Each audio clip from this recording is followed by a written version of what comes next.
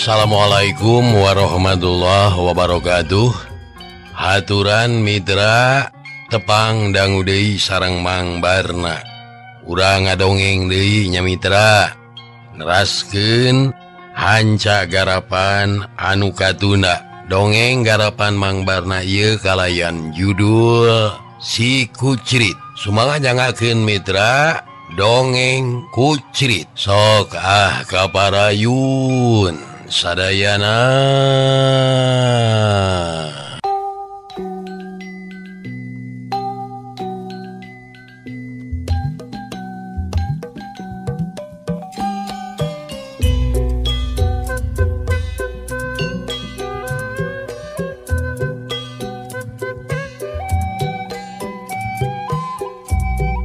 Mitra kaum dangu upami telepat hanca nu katunda teh parantos lugika. Alhamdulillah gitu Jep ngeunaan Nyi Gege deh. Punten sanes nyai mamang maksa teh kedahanan neneng gitu tah. Cicing sia mo. Ampun. Cek mo leungeun narangah siga anu nyerah. Minta ampun ka Cep Bodin sok sieun digedrig deui atuh sararea ting serengeh ningali eta peta anak mo gitu. Jadi hayang seri ku biwir mamang deh. Nah, yang mau deh jadi oces gitunya. Sanes oces mamang sia teh mah gumasep lah, rasa maneh jadi manor lah. Sok sia edas, komentar sia sok komentar. Awas teu apal wae ka dewek teh manor ye bisa dipecat sia, bisa mau digawekeun ku dewek. Komentar sia. Sia dioncelah mah ku dewek, jatuh miskin sia. Cicing sia tong sok loba komentar. Anak buah mah kumaha donungan sia sagala rupa ge. Nah, sana aduh Cep. Aduh kabina-bina Cep. Cek mo ayeuna mah nepi ka jajengkengan tayohna geus digedrig deui wae ku Cep Bodin. Ningali mo nepi ka jajengkengan sararea lain nulungan kalah kating calengir nyeung seurikeun.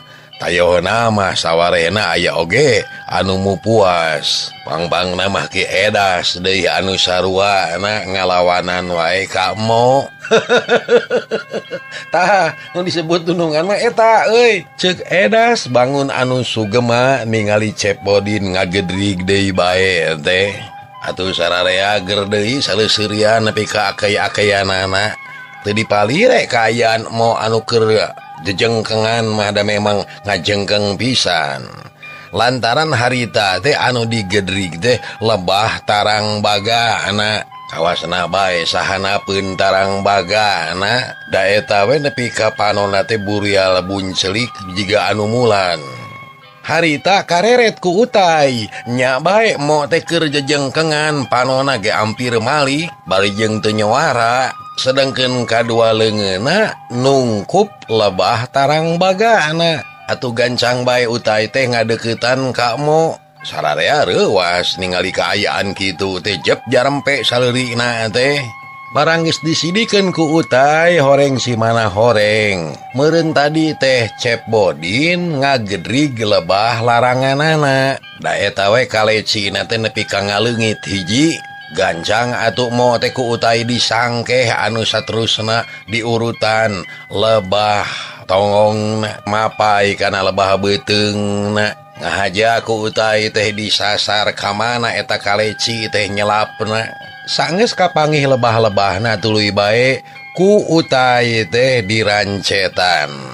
Nepi ka eta kalecina anu nyelap teh bisa balik deui ngahiji deui kana sayangna.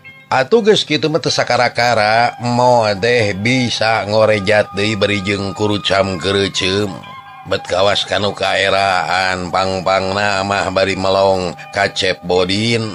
Anu ayeuna mah teu wani deui cacarita lantaran sieun digedrig deui. Ieu jang mo apan ceuk mamang oge ulah sok bari jeung heureuy ari daun teh. Ieu teh keur daria cacarita teh. Tah kitu Cep, anu saleres namanya alhamdulillah. Tuang raka deh teku naon-naon tiasa sehat deui. Tagu ieu kujang utai di parancanana teh. Alhamdulillah ayeuna malah keur ngagebrawe kulem jigana teh. Nyeta teh acan tiasa ditaros naon-naon. Ngan ieu atuh nu aya di dieu puguh tas marulang di masjid. Nya nyarimpang heula ka dieu nyidikeun pang-pang nama nyeta ngarasa sono cenah aya kabejakeunana. Neng mudo neng naon teh tadi teh poho deui mamang teh. Gege gitu manawi mamang. Dah kan neng gege teh. Dasar area ge sanu teu wawuh aduh. Ngan meureun ari ayeuna mah nyata teh nya jenenganana teh jadi Neng Gege nya. Gege gelis, emang gelis ayeuna mah yeuh. Nyai mu ni Neng Gege teh. Kitu pok-pokanana Mamang Ajengan Mukmin. Rengse Mamang Ajengan Mukmin cumarios. Nah atuh tekanya hoan ti pangkeng teh aya anu ngacerit tarik pisan. Sadarea ting raringeuh pang-pang nama ibu-ibu ngarasa reuwas kabina-bina.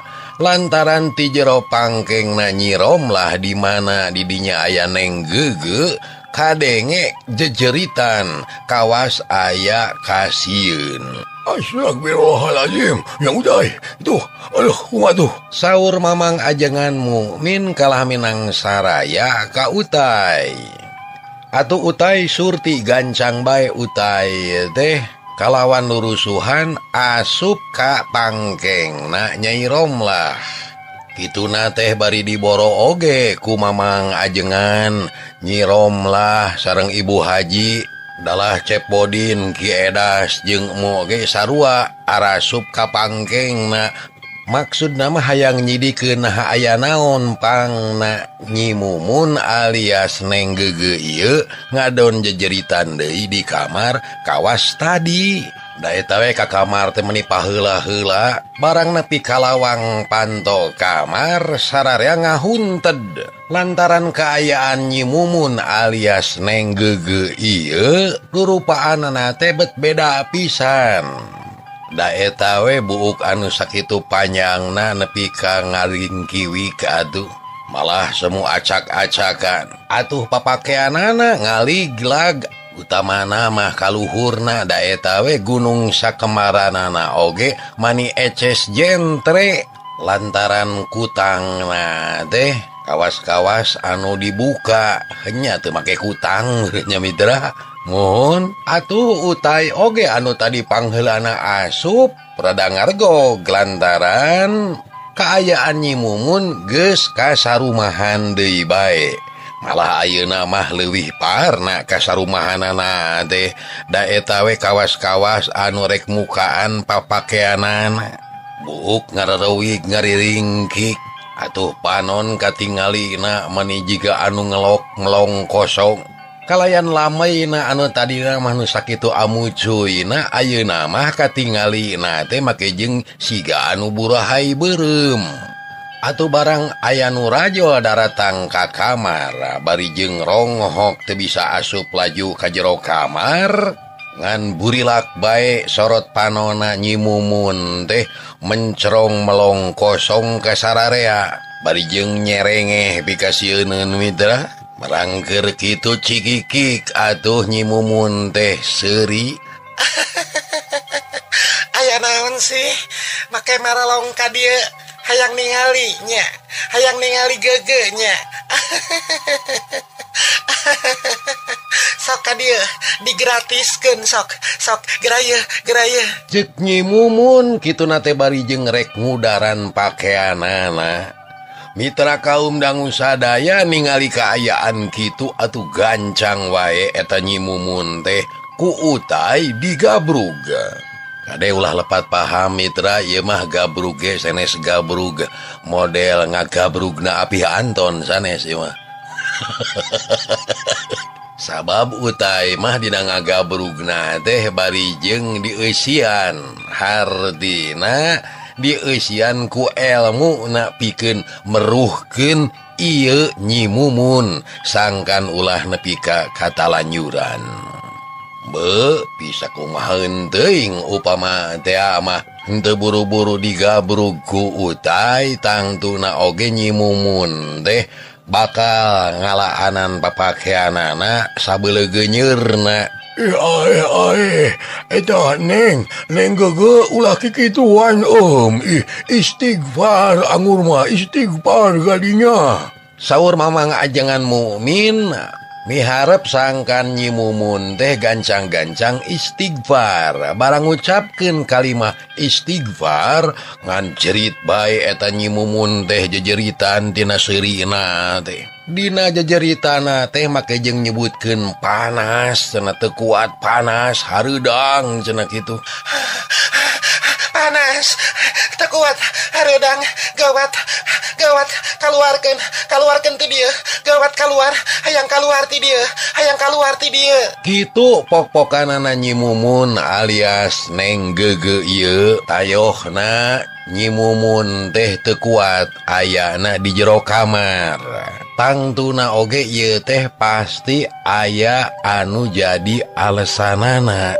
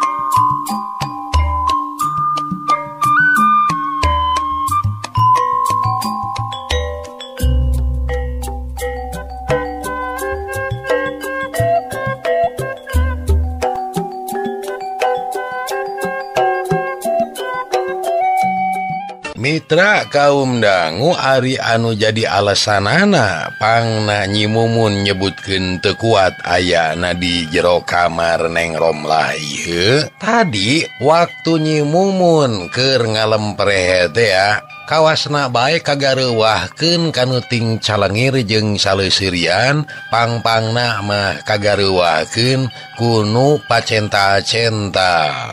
Nyaeta antara Mo Cep Bodin kitu deui Ki Edas. Sedengkeun dina waktu harita teh kalawan teu kanyahoan ku sasaha karagana Nyi Mumun aya anu keur ngintip-ngintip nyaeta ti bangsa lelemut utusan ti Karamat Pasir Larangan. Saha anu diutus teh taya deui nyaeta Iwadi Nyimas Larageni. Emut keneh mitra Nyimas Larageni. Ieu nya mitra mun Nyimas Larageni teh anu kantos gulai teh sareng cep dadang mun. Ta Nyimas Larageni ieu kenging putusan ti Sang Raja Sinuhun, raja ti alam siluman tea ti Karamat Pasir Larangan. Diutusna Nyimas Larageni ieu teh dumasar kana usulan ti Nini Kuok. Jadi pikeun ngaping sarta nalingakeun di alam manusia kaayaanana kulawarga Kimuat. Ari anu jadi sabab lantaran Kimuat geus mang pirang-pirang heubeul geus ampir mopohokeun kana perjanjianana. Apan dina perjanjianana teh nyaeta tiap-tiap malam Minggu Kaliwon dina waktuna keur poek bulan nyatana Kimuat teh kudu ngalaksanakeun kawajiban nyaeta pikeun sapatemon jeung tiap-tiap malam Minggu Kaliwon dina waktuna keur poek bulan nyatana Kimuat teh kudu ngalaksanakeun kawajiban nyaeta pikeun sapatemon jeung Nini Kuok teh. tahal ieu teh geus mang pirang-pirang heubel Kimuat henteu ngalaksanakeun lantaran Kimuat bet kabebe nyokeun ku ngurus harta kakayaanana. Jadi karena kewajibanana mah sakumaha ceuk perjanjian Kimuat teh geus ampir poho. Ari pangna Nyi Mas Lara geni diutus pikeun ngaping ka Nyi Mumun, ieu teh hiji politik sabenerna mah ti Nini Kuok. Sangkan ieu Nyi Mumun teh kabandang nyatana ku Nyi Mas Lara geni pikeun diasupan warugana anu saterusna pikeun dibawa ka alam siluman. Naon pangna Nyi Mumun makerek dibawa ke alam siluman sedengkeun anu boga dosa nama nyatana nu boga pagaweanana mah apa nu jadi bapana. Hal ieu teh kanyahoan ku Nini Kuok lantaran ku alatanana Nyi Mumun ieu nu bakal jadi rereged hahalang pikeun Kimuat ngalaksanakeun kawajibanana. Matak cek Nini Kuok cenahnya nu jadi anakna nyaeta Nyi Mumun kudu disandra hartina kudu dibawa we ke alam siluman. Nyaeta ku cara anu lantip Nyi Mas Lara geni kudu asup kana warugana Nyi Mumun. Tadina waktu Nyi Mas Lara geni mangihan di mana ayana Nyi Mumun. Lantaran waktu diteang ka imahna Kimuat nyampak Nyi Mumun teh teu aya ngan nyaeta teh dasar siluman kamana nyumputna kamana initna eta Nyi Mumun tangtu kapanggih. Mitra kaum dangu waktu Nyi Mumun aya di setengahing perjalanan teh sabenerna mah geus ditutur-tutur ku Nyi Mas Larangan Sari teh. Malah dituturkeunana teh lain ku Nyi Mas Larangan Sari wungkul tapi dituturkeun oge ku jangkar saketi anu nyumput dina mega hideung teh mitra.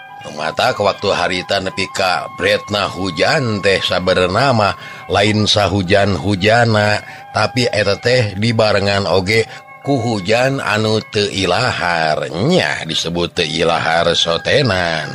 Apandina waktuna usum halodo naha teu pupuguh kaayaan alam teh jol reupoe kaayaanana teh make jeung poek malah hujana teh kawas anu dicicikeun ti langit bae bari jeung dibarengan ku aworna sora angin anu ngaguruh. Kitu kajadian anu karanapan ku Nyi Mumun jeung Den Ucup waktu harita nu nepi kang nyuhanana di saung. Satuluyna ngeunaan kaayaan Nyi Mumun anu cenah rek ngahaja silaturahmi ka Nyi Romlah sobatna sabenerna eta teh menang pangjurung tinu jadi bapakna nyatana Kimuat. Kimuat pangna ngajurung Nyi Mumun pikeun ngadatangan Nyi Romlah. Sacara teu langsung sabenerna mah mihapekeun Nyi Mumun ka mamang ajengan mukmin. Ari sabab samemehna Nyi Mumun dijurung ku Kimuat pikeun ngadatangan sobatna Nyi Romlah putrana mamang ajengan mukmin ieu. Kimuat teh kungsi ngimpi dina eta impian teh nyatana Nyi Mumun teh aya nu nyamper ku hiji putri anu geulis camparnik malah datangna dina impian teh kadinya make jeung numpak tunggangan kareta kancana. Ceuk wawadulna eta Nyi putri teh ka Kimuat sangkan mere izin cenah ka Nyi putri pikeun nganteur-nganteur kalayan nuduhkeun pausahaan-pausahaan anu geus kacekel ku Kimuat. Ieu teh cenah ceuk wawadulna mah sangkan eta raja kaya anu geus kapimilik ku Kimuat teh ulah nepi ka kaelehkeun ku batur hartina moal aya anu mapakan.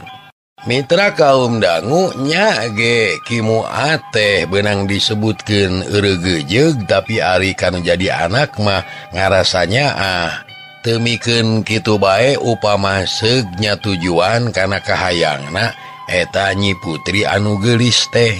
Lantaran ceuk pikirna ieu mah pasti akal-akalanana ti nagara siluman pikeun aing seba anak. Da memang cenah aing teh rumasa geus mulan malen teu ngalaksanakeun eta kawajiban teh ya. Nu mata kimu teh nitah ka Nyi Mumun pikeun silaturahmi ka sobatna nyatana Nyi Romlah. Ieu teh ngabogaan politik oge pikeun kimuat nyalametkeun nu jadi anak. Singket carita mitra kaum dangu, kalawan teu disangka-sangka ku sararea kaayaan Nyi Mumun anu keur aya di pangkengna Nyi Romlah ieu teu aya anu nungguan, hartina taya nu tunggu. Lantaran diantarana sararea ngarariung di tengah imah malah keur nanggap Mo Cepodin jeung Ki Edas anu keur hayo we pacenta-centa. Jadi hal ieu teh kasempatan hade pikeun Nyi Mas Larageni pikeun asup kana warugana Nyi Mumun anu keur ngagebrak sare tibra. Kalawan teu kudu hese ieu Nyi Mas Larageni teh geus asup kana warugana Nyi Mumun. Tah waktu harita teh rek kabur pisan. Nya warugana Nyi Mumun anu kaasupan ku Nyi Mas Larageni ieu teh rek incah ti eta pangkengna Nyi Romlah kalayan derencepan. Tapi hal ieu teh teu bisa kalaksanakeun lantaran sukuna Nyi Mumun teu bisa ngalengkah. Ari anu jadi sabab kaayaanana bet ngadadak jadi paranas teu bupuguh. Ieu teh lantaran ku pangaruhna kaayaan di jero pangkengna Nyi Romlah.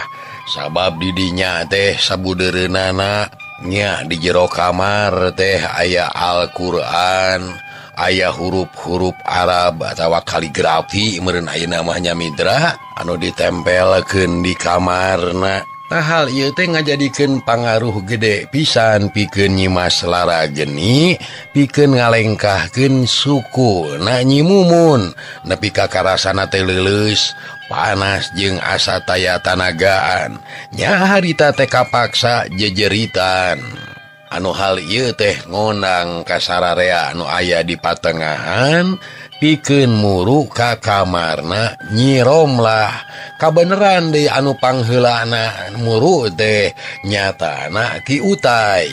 Tah waktu Utai ngagabrug ka Nyi Mumun ieu cek tadi ge lain gabrug sagabrug-gabrugna, tapi ceuk titingalian Utai mah kacing cirihi jeroanana eta waruga teh lain Nyi Mumun, tapi hiji wanoja anu ngarupakeun putri utusan ti nagara siluman. Keur Utai mah teu apaleun saha-sahana, nganu penting eta teh lain jalma tapi estuning setan siluman. Mitra kaum dangu bari jeung jejeritan jeung cicirihilan sarta abrug-abrugan deui kawas mimiti datang, Utai tetep nangkep pageuh bari ti papareket nyekelan ka warugana Nyi Mumun nu ampir meh sataranjang. Lantaran papakeanana dibetotan geus puguhing kawai nama kawai. Kutang nama geus ngaleleke mitra kaum dangu. Bari abrug-abrugan teh ieu Nyi Mumun teh cuhcih. Seolah-olah jiga anu mung ditangkep pageuh ku Utai teh. Puguh we hal ieu teh katingalieun ku Mo. Si Mo teh teu asak pikir deui manehna kalah kanyel we hatena teh ngarasa panas. Lantaran ningali polahna Utai siga anu ti paparaket nyekel pageuh maksa mirusa ka Nyi Mumun. Nah anak serenteng teh atuh eta Mo nyamperkeun ka Utai sugan teh marek ngabantuan. Goblok sia Utai, sia sangeunana sia, eta toki gituan sia. Tuga ka era sia, saha eta teh saha? Sangeunana sia, resotkeun sia keod. Ulah sangeunana sia, resotkeun sia. Cek Mo kitu nate pakupis bari jeung ngarek ngaleupaskeun Nyi Mumun tina tangkeupanana Utai.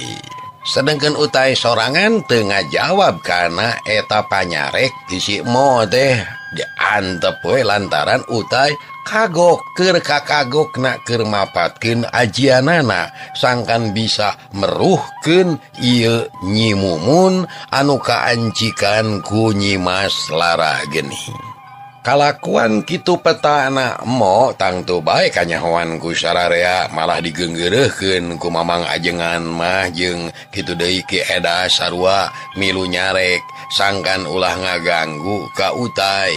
Mo teu tarima dibejaan gitu teh lantaran cek pangrasana mah Mo teh rek bebela ka anak dunungan pikeun ngaleupaskeun tina cengkremanana utai. Geus poek we keur Mo mah teu apaleun yen utai mah keur narekahan sangkan Nyi Mumun teh sadar deui. Mamang, lain naon-naon kuring mah. Ieu bahaya ieu si utai ieu sangeuna pisan. Eta teh saha sing neuleuh atuh. Jang Mo ari teh teu beunang dicare ku kolot ieu keun antep da lain di naon-naon eta mah keun antep. Diantep mah sangeuneunaheun atuh. Mun ku Mo lah. Singaling ku Mo lah. Piranya kelan nu kitu mah atuh lah. Ku Mo mah. Ya haling. Sik haling sia haling uingeun ieu haling kocaklan ieu. Ceuk Mo mun dipakupis hayang ngalesotkeun tangkeupanana utai ka Nyi Mumun. Tapi ku utai teu dibikeun kitu bae. Lantaran utai teh kakagokna pisan sabab dina hal ieu utai teh kudu ngadu kesit jeung pangaruh siluman anu aya dina warugana Nyi Mumun. Mitra kaum dangu atuh kaayaan teh jadi kalah ka beuki riweuh pang namah kaayaan di pangkengna Nyi Romlah ieu. Si Mo keukeuh hayang ngarebut tangkeupanana utai. Atuh utai ge nya kitu keneh keukeuh nanangkeup pageuh pisan ka Nyi Mumun. Barang pol leungeun Mo ka awakna Nyi Mumun. Nah, atuh teu kanyahoan joal. Cakakak wae Mo teh seuri meuni nyakakak. Aya di dinya kabeh ting polohok kabeh heran. Kunaon si Mo teu pupuguh ngadon seuserian cacalakatakan. Geus puguh ari panonna mah bolotot teh memang ti kudratna katamah-tamah deui ayeuna kaayaanana.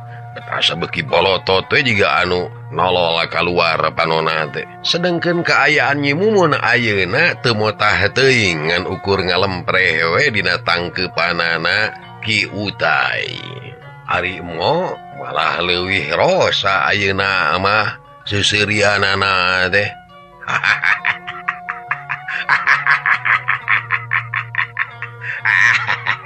Adieun sia. Ieu mah milik aing.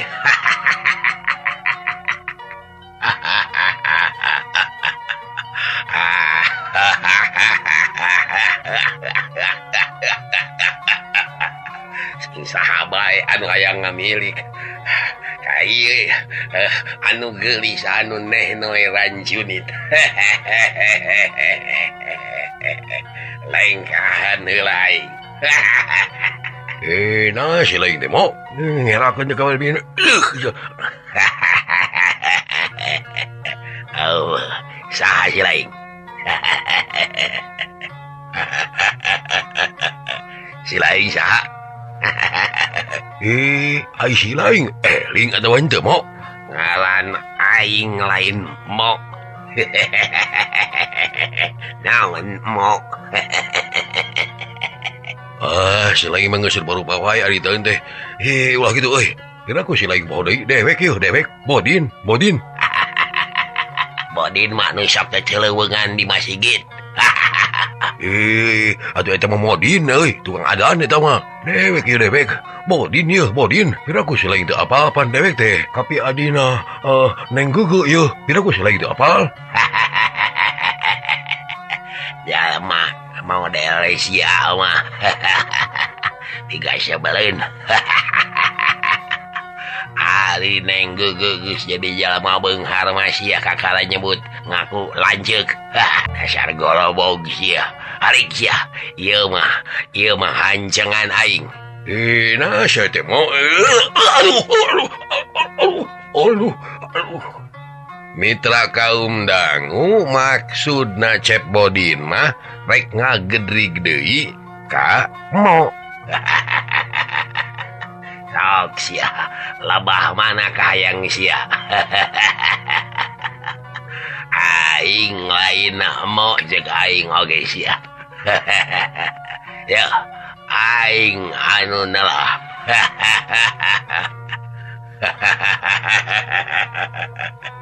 Bisa tanya ho aing jangkar saketi.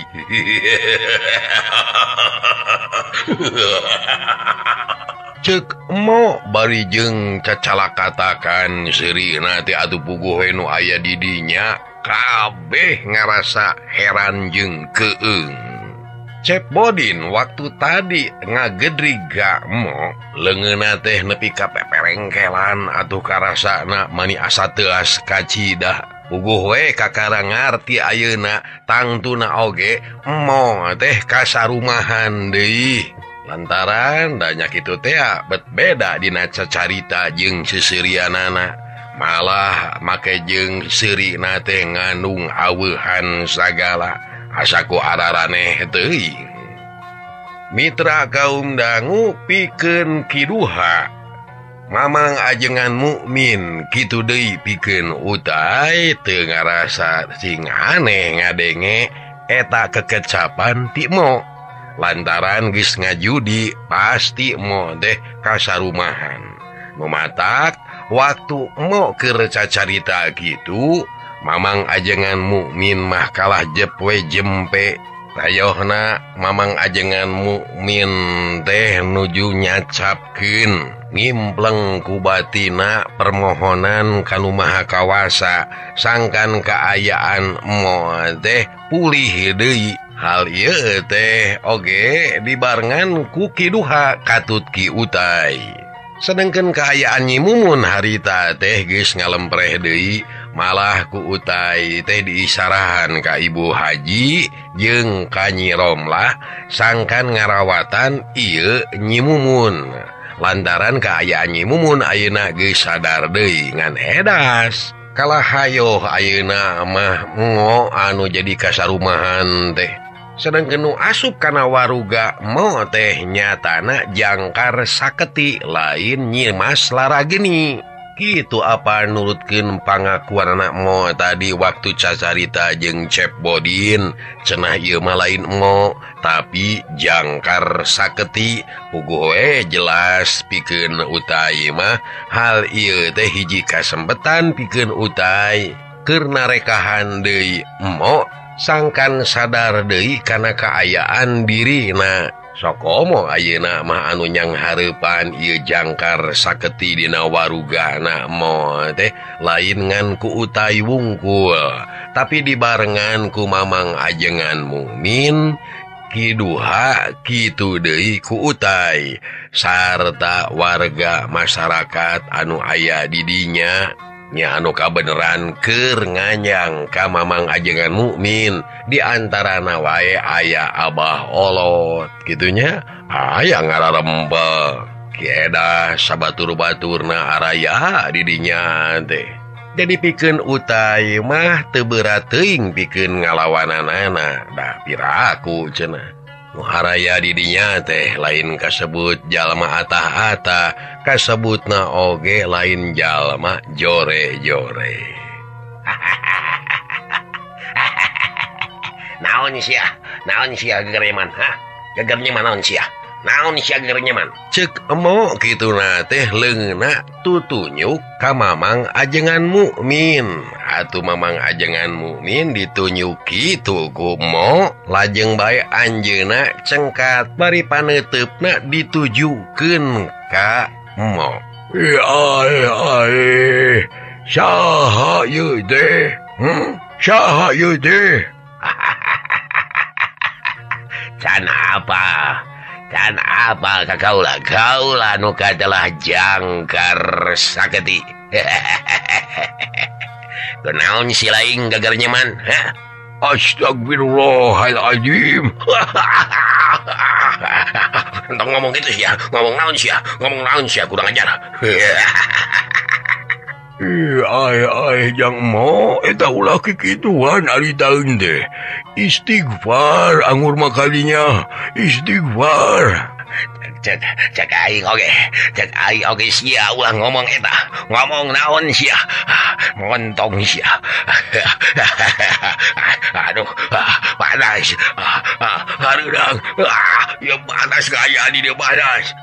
Cek emo bari abrug-abrugan ayeuna mah manimota habisan. Kan untung utai dina kaayaan kitu mah tapis oge ngan karawak we eta emo teh ku utai ditangkep pageuh saperti tadi nangkep ka Nyi Mumun. Tapi nyata kitu hese pikeun utai nangkep ka ieu mo lantaran teu bisa kitu bae tayohna mah mo teh kalah ka ngalawan. Nya pangpang nama anu aya dina jeroeun eta waruga mo ngayakeun perlawanan mung ditangkep pageuh ku utai. Sedengkeun utai sorangan deui manehna tetep usaha sateka pola sangkan ieu mo teh bisa katangkep ku manehna. Nyatang tuai nangkep nage lain saukur nangkep tapi bari jeung diparancahan ku elmuna anu geus nyampak di utai. Ngan nya kitu teh atuh kaayaan mo harita da puguh kasarumahan teh aku jangkar saketi kalah ka ngalawan. Barang kep awakna ieu mo ditangkep pageuh ku utai. Da eta mah mo nepi ka abruga-abrugan atuh katingalina utai jiga anu dibanding-bandingkeun. Sedengkeun utai terus ngalawanan bari jeung kituna teh eta utai mundur maksudna pikeun kaluar ti jero kamar. Ieu teh ngahaja dipancing ku utai sangkan bitotamana teh ulah nepi ka aya di jero kamar. Nya bae mo teh nuturkeun ka utai labas ka tengah imah anu aya di tengah imah buriak kabeh ngaburiak atuh. Sabab reuwas ningali anu keur galungan malah kaayaan teh meuni asa ingeung cek rarasaan. Geus aya di tengah imah ku utai terus dipancing pikeun dibawa keluar.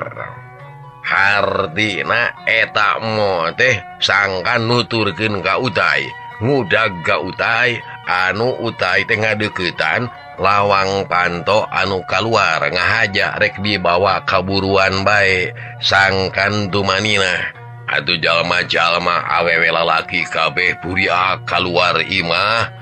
Nyata ningalikeun kaparigelan utai anu saolah-olah mancing atawa nungtun ieu mo pikeun kaluar ti jero imah. Nya bae mitra kaum dangu mo teh kapancing manehna nuturkeun ka mana utai ini. Dina cara nuturkeunana teh nyatana mo langsung ditangkep ku utai. Barang ditangkep utai jol ngagebrug dibalangkeun ku mo. Korejat utai hudang deui geus kitu nyamperkeun digabrug deui digabrug. Tuluy dicekal pageuh pisan mo teh bari jeung diseret dibawa keluar. Ari mo dia ayeuna mah kalah kanangkep ka utai.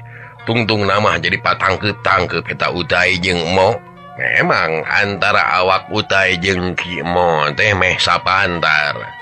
Tungtungna mitra kaum dangu eta patangkep-tangkep kitu nate bari jeung diseret ngahaja ku utai dibawa keluar. Parang geus aya di luar mitra kaum dangu teu kanyahoan. Jol curalit weh utai teh ngacuralit teu pupuguh. Da eta bae kaayaan utai teh kawas anu nangkarak bengkang. Sedengkeun emona sorangan nepikeun ka acrengkeun lantaran utai nangkarak bengkak. Atuh sararea oge anu aya di jero teh naluturkeun kaluar pangpangna mah Abah Olot Ki Edas Ki Duha kitu deui Cep Bodin. Mung mamang ajengan mukmin bae anu masih keneh aya di lebet bumi teh. Mitra kaum dangu atuh kaayaan teh jadi beki eur lantaran ningali ki utai keur papuket jeung mo silih seret sineredan silih banting pibantingan dua nana pada ngaluarkeun kasaktena anu araya teu wani misah atawa nulungan lantaran keun we diantep kumaha ketak anu saterusna nyeta kadong dora rek ditulungan oge lantaran Ki Utai teh dina ngalawanan ieu mo teh teu samarangan kitu bae. Ari sabab apan mo teh keur kasarumahan ku wujudna siluman nyaeta Jangkar Saketi. Ari nu nyaraksian memboga sangkaan yen Ki Mo teh keur dilayanan ku Ki Utai, padahal Utai sorangan mah ngalawanan mo teh lain ngalawanan waruga mo na. Tapi anu dilawanan ku Utai mah nyatana jeroeun warugana mo nyaeta Jangkar Saketi. Kasebutna oge apan kasarumahan irahaeun teuing si mo nepi ka bisa gagalacangan dina luhur kenteng. Omo make jeung ngabelesur kana hiji tangkal mah da eta bae dina ngabelesurna teh jiga anu ngapung. Waktu mo rek dirontok deui ku Utai manehna jawab pung teh ngabelesur ngapung ka luhur. Geus kitu mah celek manehna teh nete dina hiji tangkal dahan kai anu aya di buruanana mamang ajengan mukmin. Keur mah kaayaan teh geus peuting kata mahatama anu bitotama teh ngarupakeun bitotama anu aneh. Ya kasebut aneh we pikeun urang lemur mah lantaran kakara ningali kaayaana kitu komo barang ningali kaparigelan jeung katangina sanana Utai dina ngalawanana ieu mo anu keur kasarumahan. Me hampir teu katuturkeun ku panon atuh lantaran dina kaayaan peuting. Nu matak ngagetkeun jeung semu heran pikeun urang lemur lemah wungkuk mah nyaeta ningali kana katangina sanana Utai anu sakitu hebatna. Disebutkeun hebat teh lantaran dina narajang dina neungeul kitu deui dina ngelid Utai teh katingalina bener-bener kesit. Malah cek sawarehna mah eta ningali kakesitan Utai teh bet jiga hiji cahaya anu keur nyamran warugana emo anu balicet kawas-kawas anu rek kateter jajaten. Dina pamikirna Utai ieu mo teh kudu bener-bener kacerek hartina ulah nepi ka leupas. Sabab lamun seug teh mah ieu mo nepi ka kaburna atawa ningalkeun pakalangan tangtuna bakal jadi ngabarubahkeun ka sararea. Pang-pangna mah meureun ka Utai anu ngalawananana. Naon pangna disebutna ngabarubahkeun nyeta lamun teh mah ieu mo teh nepi ka kateter ku Utai tuluy ngabalicet ningalkeun pakalangan tangtuna kaayaan mo teh geus moal bisa katulungan. Ari sabab apanan jeroeunana eta mo teh ngancik hiji siluman nu katelah Jangkar Saketi. Rumatak pikeun Utai sateka polah bebeakan pikeun ngaluarkeun eta Jangkar Saketi anu saolah-olah nyicingan warugana mo. Hal ieu teh tangtu bakal saperti kaalaman ku Cep Dadang teh apa nepi ka owahna nepi ka ngagejligna kaayaanana Cep Dadang waktu harita. Tahnya ieu pisan sabenerna anu keur diperjuangkeun ku Utai teh sangkan eta siluman teh kaluar tina warugana si mo supaya bisa balik deui mo teh sadar kana kaayaanana. Tapi kulantaran Neng Nong nalojol mitra cager wara mitra hanya akal kabujeng Neng Nong cekap dugi ka dieu heula enjing urang teraskeun dina seri anu ka 83. Hapunten samudaya kalepatan nuhun kana perhatosanana. Billahi taufik wal hidayah. Wassalamualaikum warahmatullahi wabarakatuh.